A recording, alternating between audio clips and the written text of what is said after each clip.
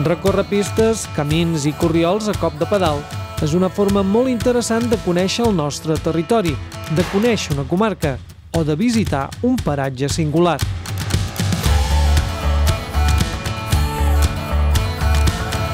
A muntanya i sobretot al Pirineu, les bicicletes elèctriques permeten superar fortes pujades amb poc esforç, a la vegada que gaudim de llargs descensos envoltats de magnífics paisatges.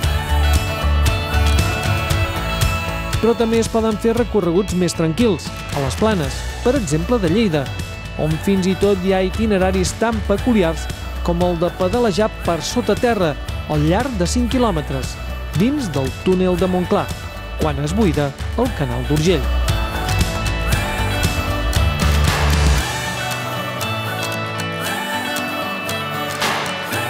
Tan i tan a prop.